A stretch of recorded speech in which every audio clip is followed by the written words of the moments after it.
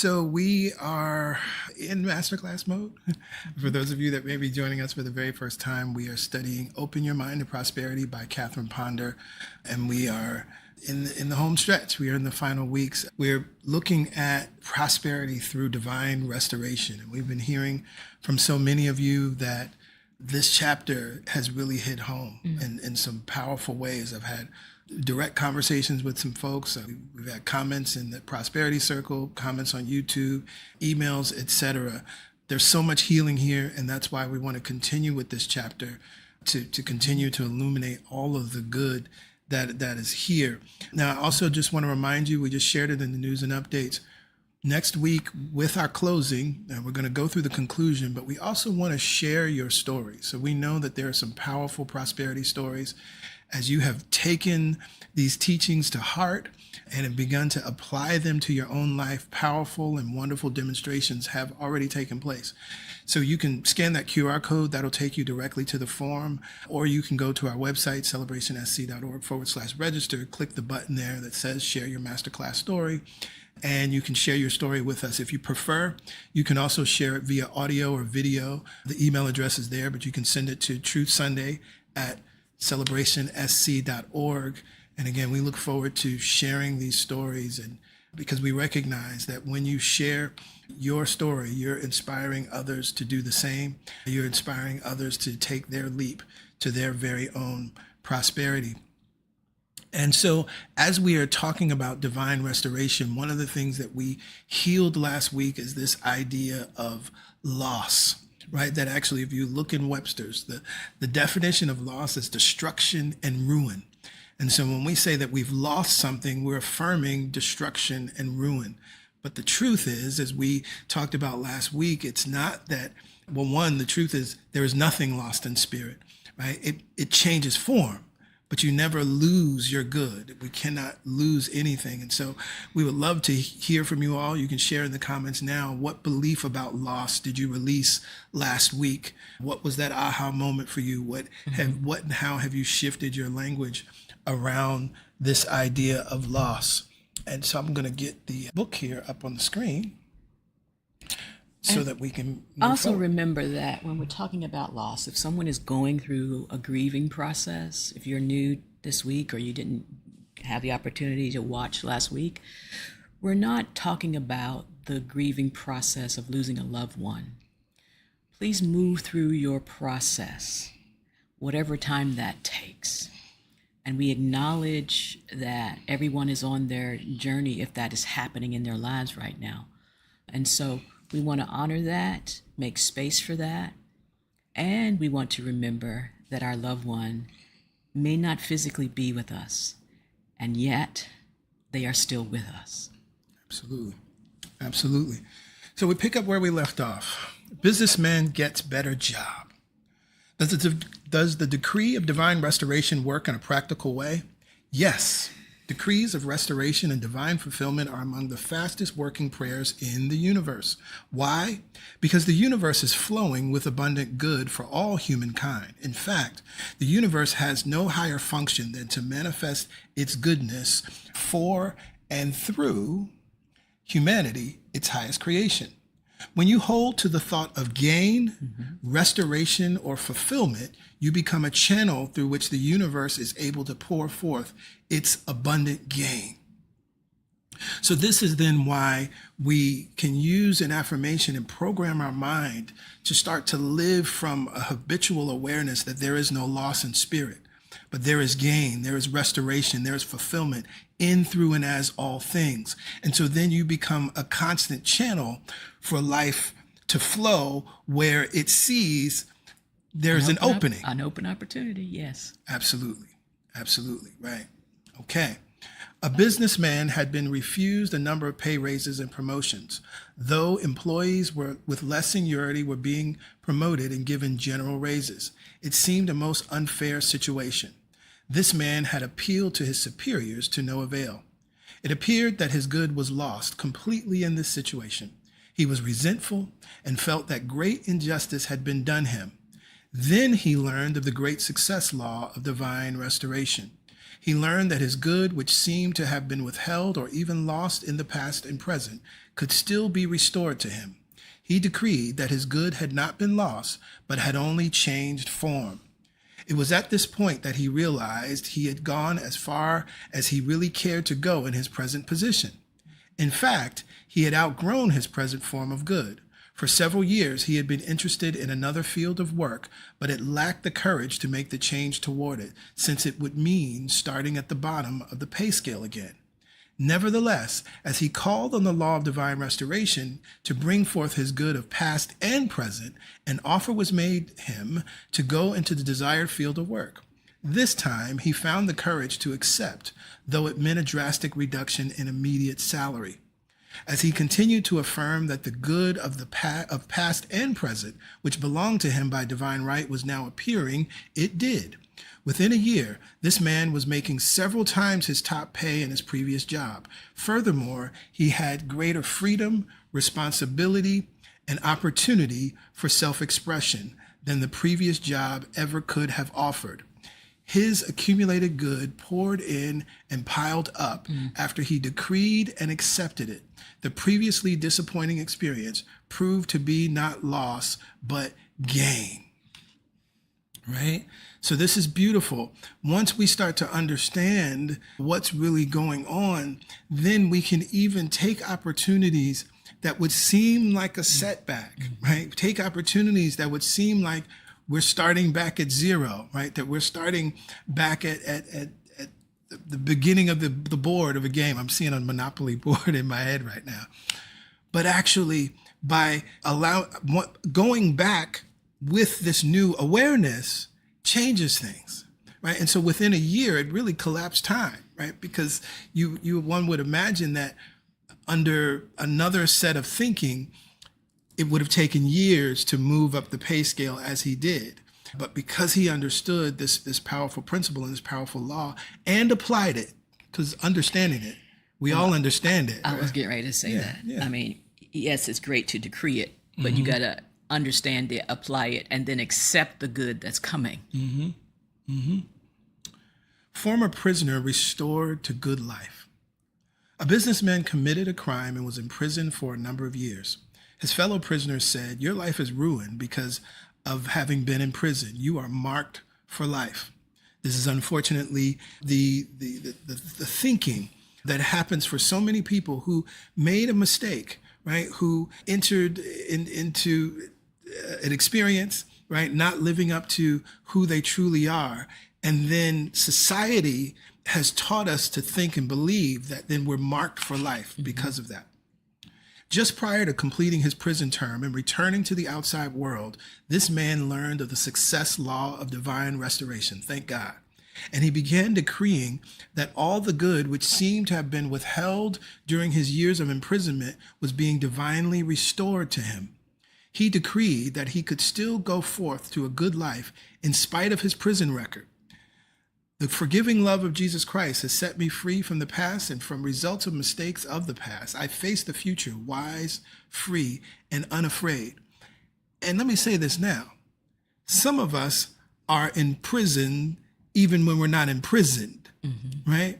Right? So you might not be in the Department of Corrections. You might not be in a federal facility. But if you think about your life, you've imprisoned yourself because of past mistakes. You've withheld opportunities and allowed yourself not to go certain places or experience certain things because you feel like you're undeserving of them because of what you did, or you can't have those things because of what you did. And so it's important that you now start to practice this divine law of restoration and affirm that there's a forgiving love. Affirm the forgiving love of Jesus Christ if that feels good to you, but just the forgiving love of life itself, of God, or whatever name you choose to use for God, has set me free from the past. And it's absolutely true. It doesn't feel that way sometimes. If we keep ruminating on what mistakes we've made, then those mistakes keep showing up in our present. But in fact, those mistakes are gone. The past is gone. It can touch me not, the Course in Miracles says. Past and is it's over. Yeah. It says both. It's over and it's gone. It's an understanding that that past is not happening now, but we keep thinking about it. We keep ruminating on it, and therefore we keep creating it. And so we then think it's still here, still impacting our ability to receive, still impacting our ability to move in prosperous ways and throughout our lives that way. But you're the only one who can decide, are you living in the past mistakes? Or are you free? I face the future wise, free, and unafraid. Absolutely. Absolutely. Forgiving love has set me free from the past and from the results of mistakes of the past. I face the future, wise, free, and unafraid. Upon being released from prison, he was immediately offered work in which he was skilled. Soon he accumulated enough money to go into business for himself. Within a year, after getting on the outside again, he happily married. His wife cared nothing about his prison record. Today, he is a happy, prosperous businessman, leading a normal life in a great contrast to his life of a few years ago. This man dared to recognize and claim in the present all of the blessings he did not know how to claim in the past. And Catherine Ponder uses that word often. I think it's helpful. Dared to recognize, right? That's what's required in really embracing this path in totality, right? Because there's people living all sorts of ways out here in the world, right? Living in a way that is unlike the truth of who and what they are. And it is important. You have to dare to recognize and claim, right? And recognize, which means again, cognize, cognition, to know. Dare to know and know again, and know again, and claim it in the present, all the blessings he did not know how to claim in the past. He proved that no matter what mistakes or unfortunate experiences you have had in the past, you can still overcome them and make a comeback to a good way of life. This man proved another great truth, too, about locust periods of lack and unhappiness through which most of us pass. Just as vines that are pruned bear better and fuller fruits, so all periods of hardship, problems, and challenges through which you pass can be regarded as times of pruning. It's another way to think about those experiences. Greater good than you have ever known before can come to you after your locust experiences, if you but dare to behold the good in those experiences and learn and grow from them. Thus, locust periods need not be periods of failure or loss. A surface defeat may contain the germ of transcendent success, so there need be no defeat. Though there may be postponement, success often comes one step beyond failure. This, of course, reminds me of Napoleon Hill, right, where he writes that every failure contains within it the seed of its equivalent success. And this is, I think, a beautiful way to say that and affirm that. Surface defeat may contain the germ of transcendent success. So there need be no defeat. Since the trend of the soul is always upward and onward, locust periods can be times of gathering spiritual and mental forces together to go forward again. Sometimes when it seems you're going backwards, it is because you are gathering your forces to go forward. Those seemingly backward experiences give you depth, insight, and understanding you might never gain from the easier paths of life. Yeah, and that's why when people think about growth, they think that it happens in a linear fashion. It does not. I love to think about it as a spiral, an upward spiral. Sometimes you come back around to things to gain more knowledge, wisdom, understanding, but it's not because you failed. It's because there's something for you to take with you as you continue to ascend. The ancient secret of restoration. The ancients knew a secret about the universe that you should know too. When you are aware of this universal truth, you can turn failure into success, disappointment into increased understanding, and loss into gain. The secret is this: God, as a loving mother-father, has prepared unlimited, boundless good for each of God's children, including you. This good is eternal, ever available. It cannot be taken from you. When your good seems to have been withheld or taken, it is because your own attitudes and actions have withheld it.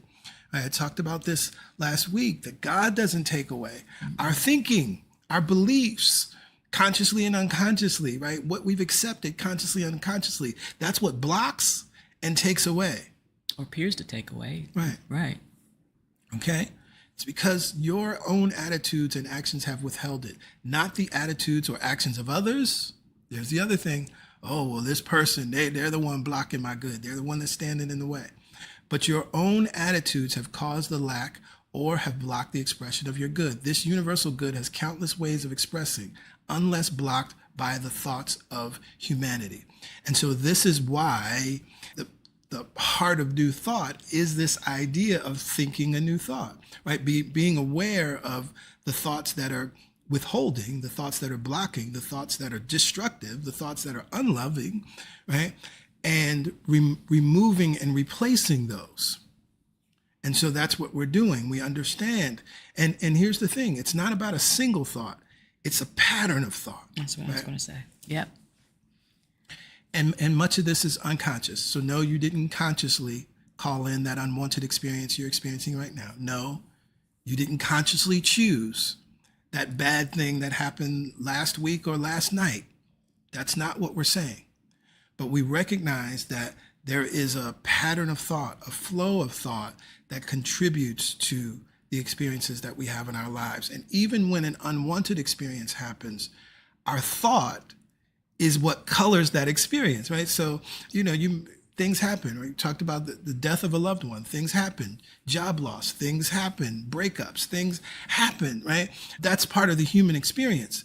But the meaning that we give to it, which is our thinking, that's what we're after, right? Because that's what will either cause us to thrive or to suffer.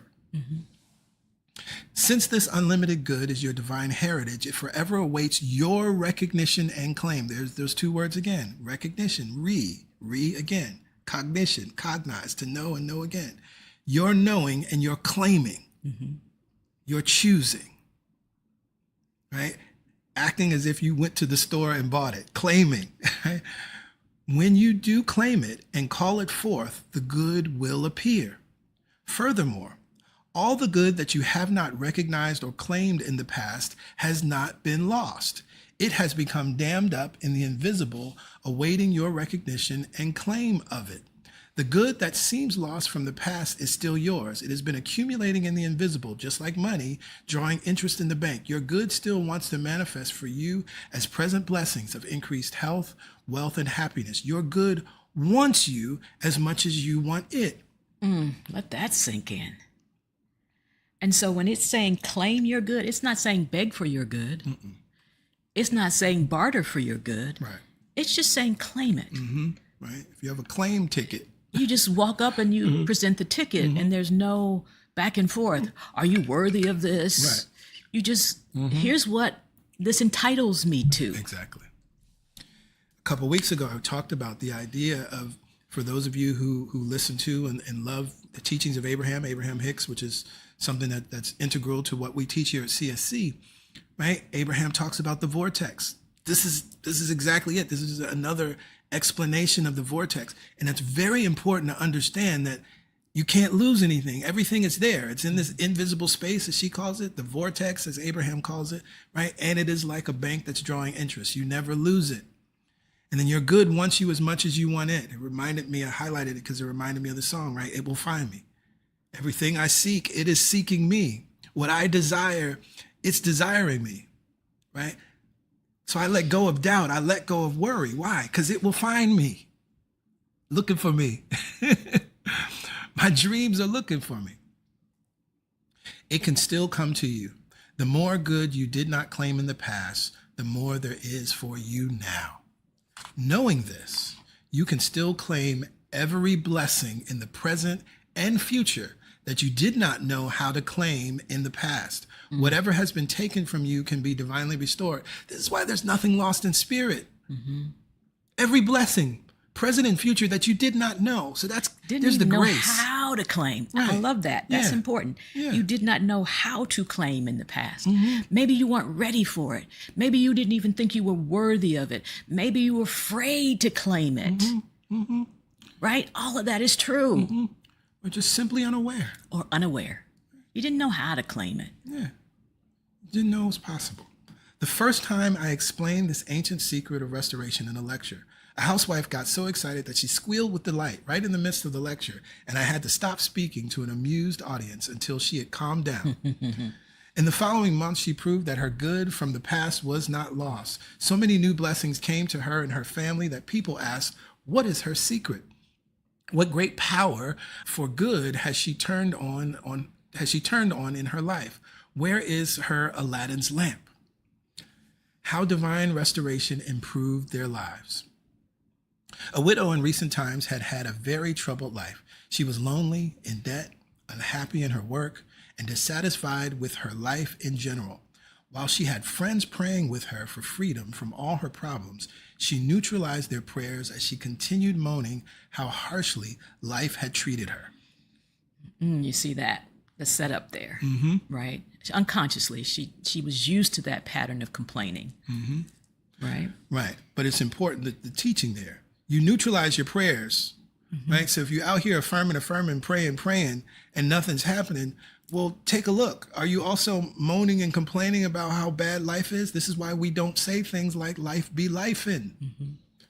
We do not blaspheme life, right? The human experience is a human experience, but life is God and God is life. She neutralized her prayers. She didn't, every time she would say, well, if they would pray, I am prosperous, and she says, well, no, I'm not. The universe has to respond to what she says. It's yes and amen. So all of that energy and love and excitement about what is possible just got neutralized. So you're at a standstill. You're at a standstill. And then you wonder why life ain't changing. Finally, she realized that her own negative words were her worst enemy.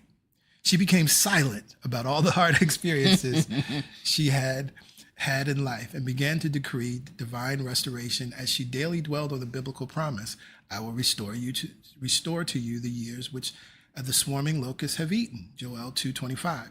After she began praying the prayer of divine restoration, everything in her life changed. She received a promotion with a pay increase. A friend of long standing whom she had once aided decided to show appreciation by giving her $1,000. With this money, she paid off debts and began to feel financially freer. Soon she married after having been alone for 20 years. Truly the years which the locusts had consumed were restored to her. And I love that. So she got silent, right? That means you're not going to be able to get in on those conversations. Y'all have heard me tell the story many times. It's So Cold in the D story. Right, at work, we used to sing and affirm that song. This was during 2008. Things were tough. Things were bad. There were layoffs. The housing crisis was happening, all of that stuff. And we would come to work jokingly and forming community around and camaraderie around It's So Cold in the D. How the hell are we going to keep peace? And then I realized that I was neutralizing my prayers by continuing to affirm that song. And not only that, build a mastermind with my colleagues around it. And so I had to get silent. And so I just kept my head down and just was buried in my computer when they kept talking about that stuff. I couldn't entertain that anymore. And what happened in that same year when nobody else got bonuses, I got a bonus, right? And so I know this works, right? So if you may think, oh, this is just some random woman that Catherine Ponder's talking about, I experienced the very same thing. I know it's real. So think about those areas in your life where you need to become silent. When your friends, your girlfriends talking about how hard it is to date or whatever it is. No judgment of your friends. They don't have this understanding. They don't know what you now know. And so it's nothing against them. We've all been programmed to focus in on what we don't want and think that will change it, but it doesn't. And so think about it, just do an audit of your life. Where are the areas that you need to become silent about what is going on, the unwanted, and in your mind, if nowhere else, affirm the truth of what you want. Yeah.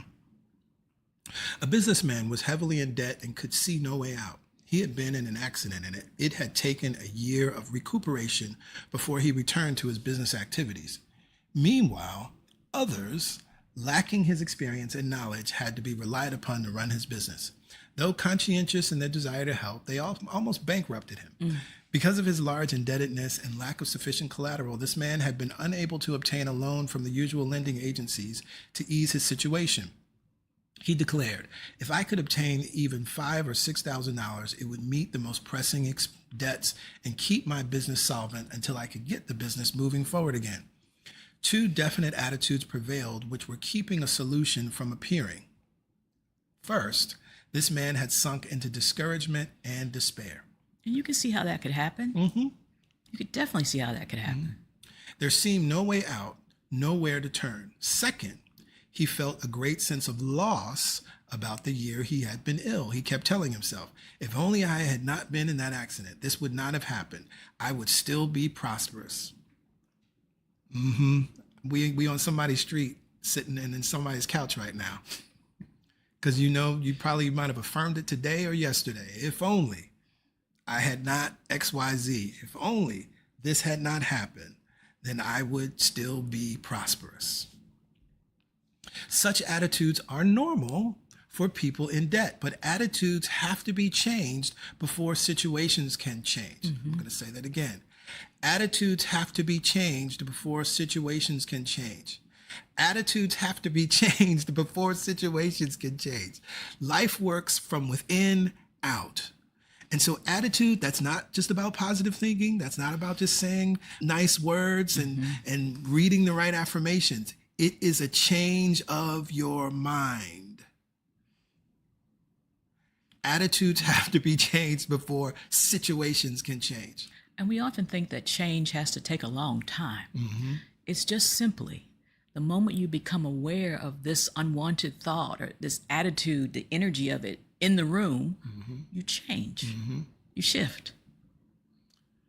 It was suggested that this businessman affirm there is a divine solution to this situation. The divine solution is the sublime solution. I give thanks that the divine solution appears now. Yes. That affirmation changes your attitude. This is me. I was ruminating. When I say ruminating, not in a good way, here's how to solve it. It was this particular situation I didn't see. And then the thought came to me, quickly, easily, and in peace. And I shifted my thinking to that little piece of Catherine Ponder, quickly, easily, and in peace. And guess what? An email popped up when I was getting ready this morning. The person I need to talk to help me make it happen easily, effortlessly, quickly, and in peace had responded to me on a Sunday morning. There you go. So it just takes a second to shift and keep focusing in on what you want it to be. That changes the vibration and the energy and the attitude around it.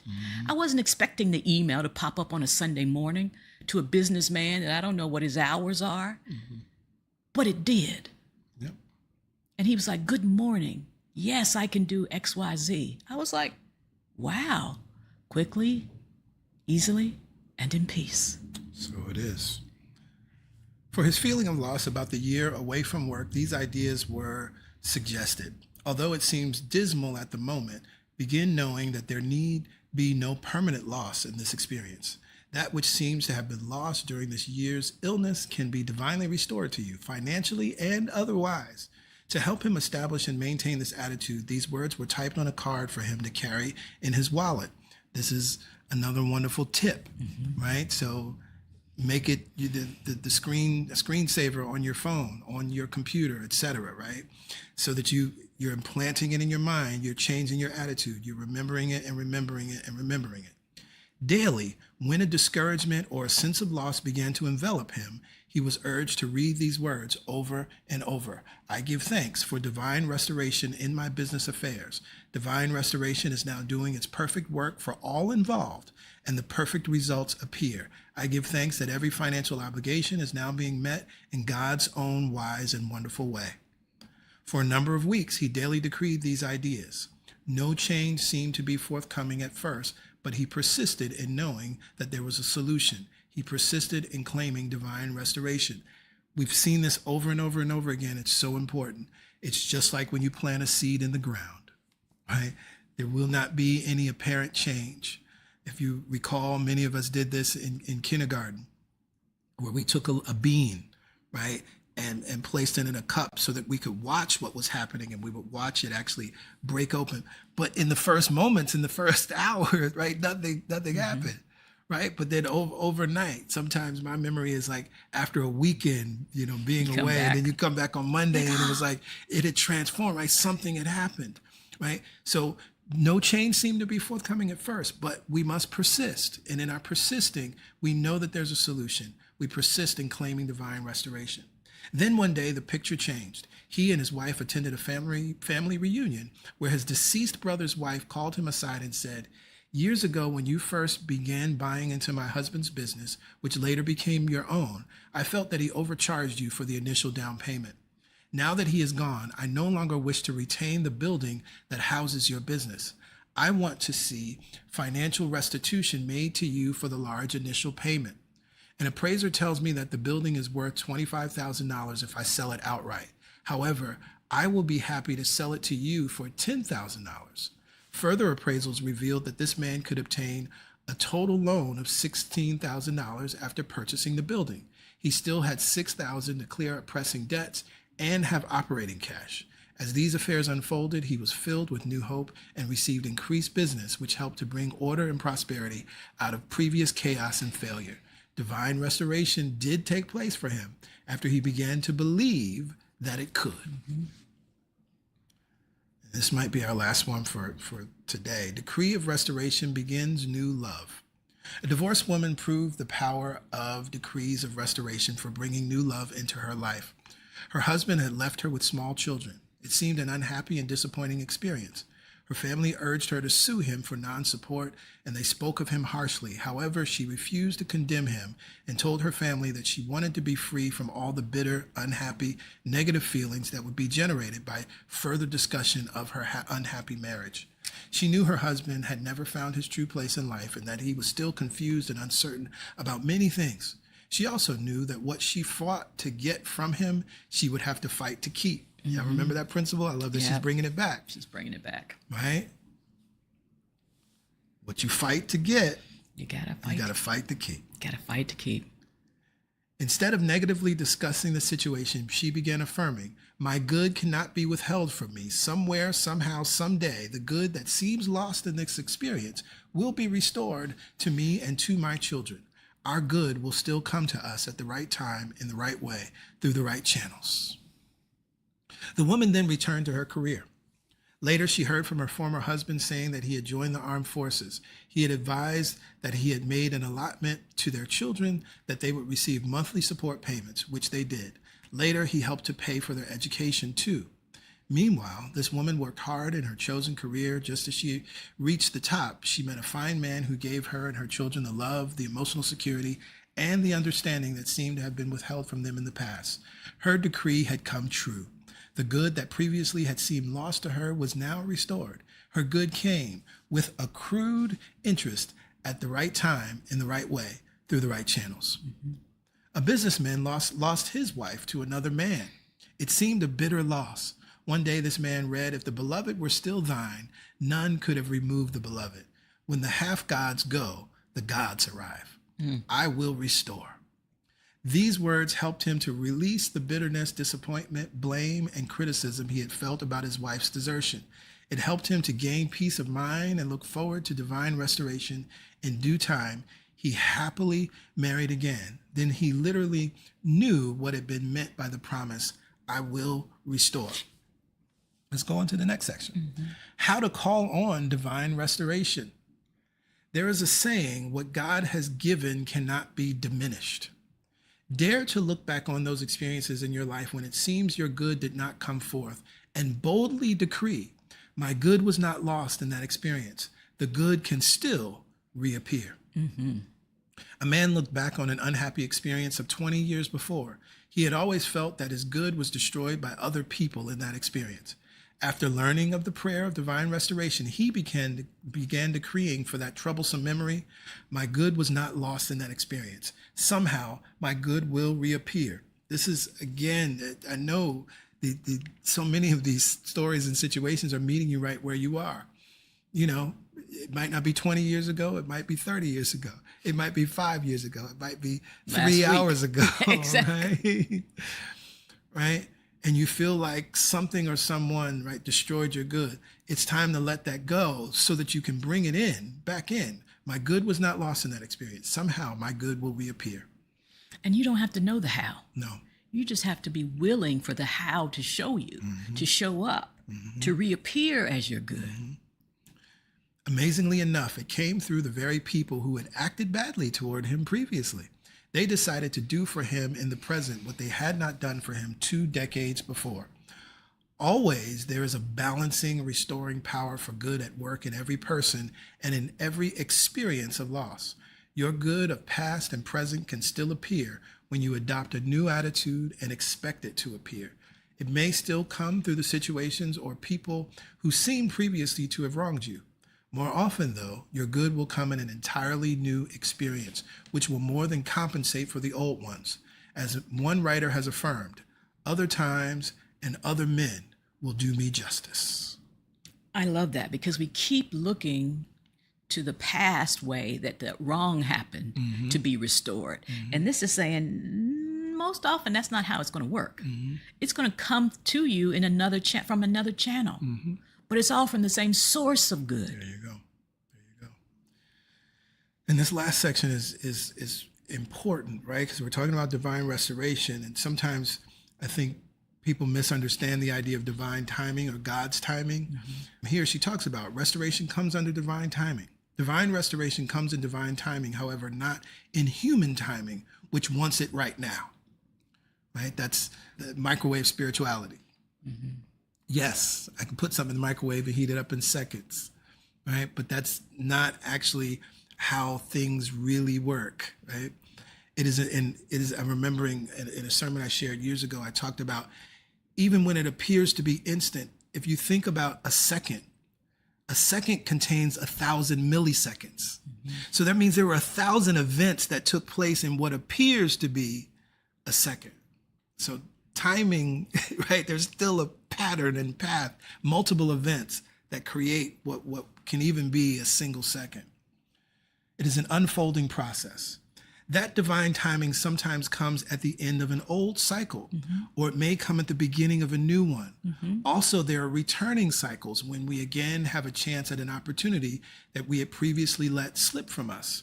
That's why also nothing is lost in spirit, right? In my own life, I have observed these returning cycles several times and have welcomed them as opportunities to compensate for previous blunders or sins or mistakes. Of omission. Yes. Thus, you should not be disturbed when an anticipated benefit does not become yours at some precise moment. Divine restoration is always at work, and at just the right moment, it will appear in divine timing. Instead of trying to force your good or past or present to you in the way you think best, open all channels by decreeing, my good is not lost. My good now appears in God's wise and perfect ways, right? Because the divine has a vantage point that we don't have. And so this is why we want the highest and best outcome. Then let it come through whom it will. This attitude opens the way for endless good to come to you in endless ways. Declare often for this purpose. All doors are open. All channels are now free. The whole wide world says yes to me. You've ever heard us use that affirmation? It's a Catherine Ponder affirmation, right? We've used it for years. You can invoke divine restoration by decreeing often, I call on the power of divine restoration. My good of past and present is now divinely restored to me. All the blessings that should have been mine are still available to me in whatever present form is best. They have not been lost. They still come forth in God's own wise and perfect ways. I claim my present blessings too. The good that is for me now presses upon me, and I accept it. I am receiving now. I am receiving my highest good of mind, body, and affairs now. My accumulated good of past and present now pours forth into my life as rich blessings. This is the time of divine fulfillment. I welcome my accumulated good now. I give thanks for divine restoration in mind, body, and affairs. You can make that your daily prayer. Lord have mercy. If you speak that out loud and over yourself, every day for 21 to 30 days. And any time where you feel like you're good, it is not arriving on your time. You got to remind yourself. Yeah.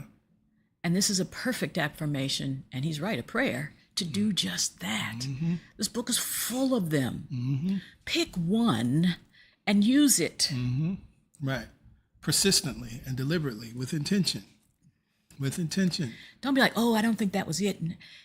Pick one. Prove to yourself that that one is working for you. Yeah. Yeah.